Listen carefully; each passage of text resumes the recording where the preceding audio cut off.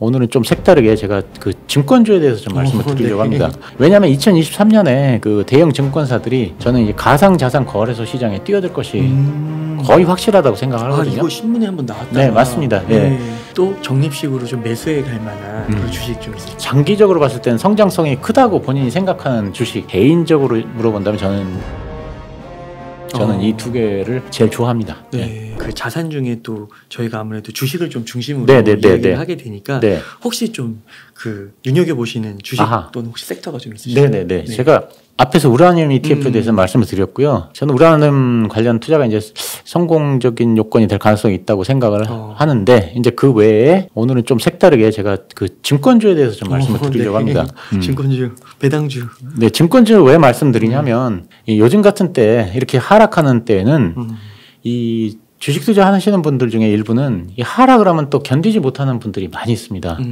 그 한 20%만 떨어져도 그냥 안절부절하고 뭘 해도 하지 못하고 그런 분들은 또 본업에도 지장이 생기고 막 이러거든요. 그래서 이런 때에는 손실을 볼 가능성이 굉장히 적으면서 상승을 할 가능성은 또 큰 이제 그런 기업에 투자를 해야 되는데 저는 그 대형 증권사가 이제 여기에 해당한다고 생각을 해서 네, 이런 성향을 가지신 분들이면은 대형 증권사에 한번 관심을 가져보시라 이런 말씀을 드리는데 왜 엉뚱하게 증권사냐 사실 이런 얘기를 하실 것 같아서 제가 그거에 대해 설명을 드리자면 첫째로 제가 2023년에는 대형 증권사가 상당한 그 시세 분출을 할 가능성이 있다. 저는 그렇게 생각을 합니다. 미래에셋증권이나 뭐 NH투자증권, 삼성증권과 같은 대형 증권사를 얘기하는 거고 중소형 증권사는 여기에 해당되지 않습니다. 예. 왜냐하면 2023년에 그 대형 증권사들이 저는 이제 가상자산 거래소 시장에 뛰어들 것이 거의 확실하다고 생각하거든요. 이거 신문에 한번 나왔다. 네, 맞습니다. 예.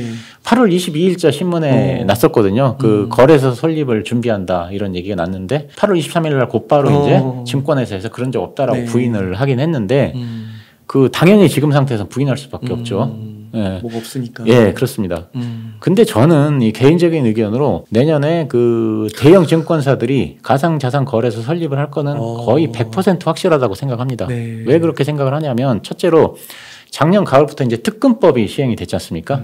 이제 특정 금융 거래 정보의 보고 및 이용 등에 관한 법률을 줄여서 이제 특금법이라고 하는데 이 법의 시행을 계기로 사실상 이게 그 가상자산 거래소가 신고제 서가제로 바뀌었습니다. 사실상은. 그래서 이제 그 전에는 사실 지난 정부에서는 암호화폐라는 거를 이제 지난 정부는 너무 싫어해서 증권사들이 이제 사실 이거를 가상자산 거래소 설립하는 거는 불가능했었는데 지금에 와서는 이제 추가 그 입법을 통해서 이제 규제가 이제 어느 정도 정립이 되고 가이드라인이 나오고 하게 되면은 제도권의 증권사들이 이제부터는 떳떳하게 거래소 사업에 뛰어들 이제 그 여건이 되는 겁니다.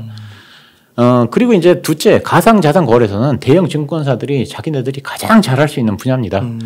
가상자산 거래라고 하는 게 주식 거래랑 거의 똑같습니다. 그렇죠. 사법화라고 하는 게. 예.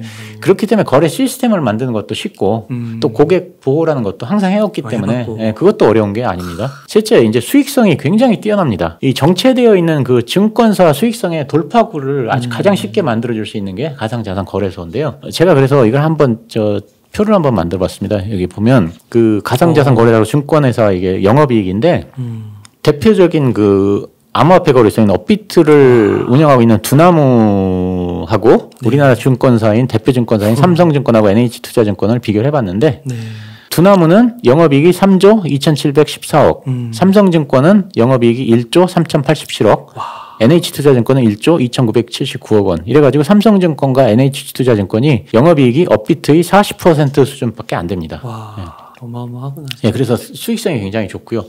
넷째로 그 증권사들이 가상자산 거래소에 진출하면 기존의 가상자산 거래소를 넘어서 단번에 1등을 할 가능성이 저는 굉장히 크다고 생각합니다. 그 이유는 왜냐하면 고객 입장에서는 기존 가상자산 거래소를 더 신뢰하느냐 아니면 만약에 이런 삼성증권이나 NH투자증권이 이쪽에 진출하면 증권사들을 더 신뢰할 것이냐. 그렇죠. 사실 이제 그거거든요. 그래서 이거는 이제 들으시는 이 애청자들 분들께서 한번 판단을 해보시면 될 것 같습니다. 대부분이 넘어갈 것 같아요. 네, 만약에 내가 비트코인 거래를 하는데 업비트에서 할 것이냐 삼성증권을 그렇죠. 할 것이냐 뭐 거래 조건 다 똑같다 그러면 본인은 어디서 할 것인지 한번 그렇죠. 생각을 해보시면 저는 될 것 같습니다. 그 외에 이제 또 증권주의 장점을 말씀드리자면 이제 최근 주가 하락으로 배당률이 굉장히 높아졌지 않습니까? 삼성증권이 만약에 2,900원을 배당한다 그러면 시가 배당률이 80%가 넘어가고요. 네.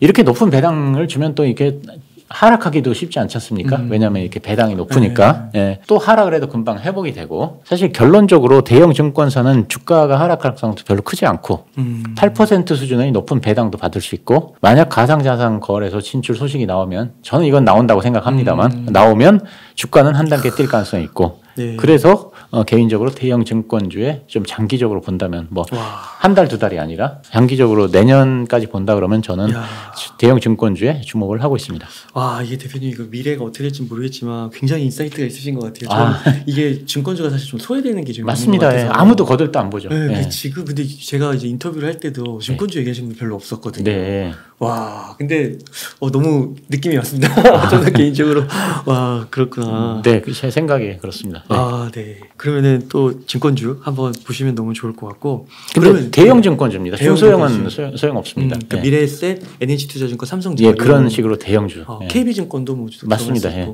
KB증권은 근데 저기 KB증권이 KB 상장이 안 돼 있죠. KB금융으로 돼 있구나. 네네네. 그런 거는 좀 이제 너무 많이 하니까. 예, 신한 같은 경우도 이제 신한금융주주로 돼 있고. 예. 네, 맞네요. 그러면은 혹시 증권주 말고 또 적립식으로 좀 매수해 갈 만한 그런 주식 좀 있으실까요? 아, 예. 저는 일단 그 성장주에 일단 그 장기적으로 봤을 때는 성장성이 크다고 본인이 생각하는 주식 어떤 거 될지 모르겠지만 본인이 판단하기에 이건 성장성이 크다 하는 주식에 적립식으로 투자를 하는 게 제일 좋다고 생각을 하거든요. 네.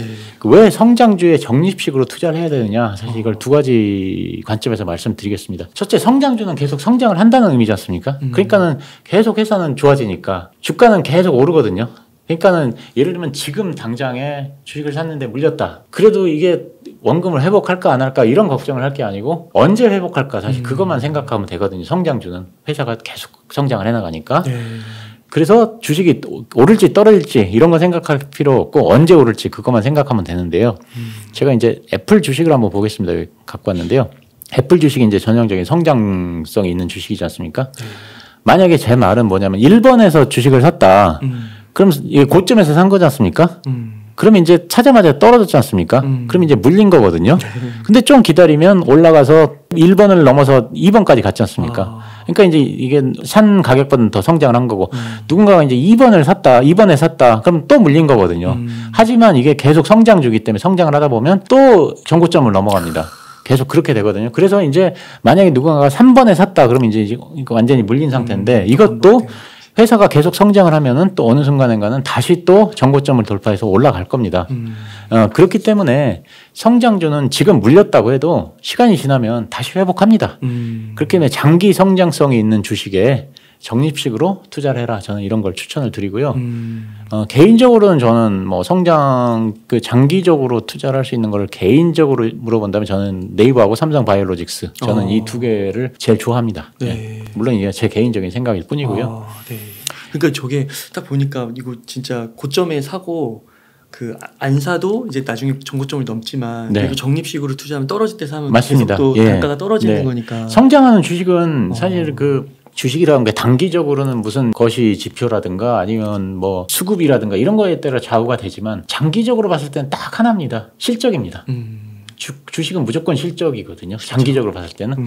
그러면 성장주라고 하는 건 실적이 계속 좋아진다. 그럼 주가는 오를 수밖에 없는 거죠. 장기적으로 봤을 때.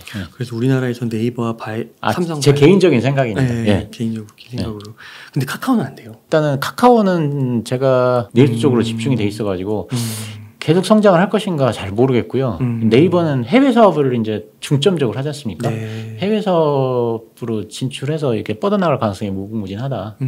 사실 그렇게 생각을 하고 있습니다. 아, 네. 삼성 바이오로직스 같은 경우는 그냥 이렇게 남의 물건 만들어주고 뭐 이런 게 얼마나 크겠느냐. 사실 그런 생각을 초창기 했는데 TSMC를 보고서 생각이 바뀌었습니다. TSMC도 결국은 남의 물건을 만들어주는 거지 않습니까? 그러니까 TSMC는 반도체고 삼성 바이오로직스는 바이오라는 차이만 있을 뿐이지 결국 사업 모델은 저는 똑같다고 생각을 했는데 바이오 쪽의 파운드리. 예. 근데 TSMC가 끝없이 올라가는 걸 보고 예, 바이오 삼성바이오로직스도 저렇게 될 수 있겠구나 사실 그런 생각을 했습니다. 아, 네. 그리고 둘째로는 이제 제가 막 이렇게 얘기를 해도 이제 저는 이게 유명한 사람이 아니니까 잘 안 믿으실 수 있으니까 이 피터 린치가 네. 책에서 했던 말을 제가 좀 갖고 왔습니다. 주식 입문서로 유명한 그 전설로 떠나는 월가의 영웅에 나오는 얘기인데요. 네. 이게 피터 린치 책에 보면 매년 20%씩 성장하는 PR이 20인 기업이 있고 매년 10%씩 성장하는 그 PR이 10인 기업이 있는데 이때는 PR이 20인 기업에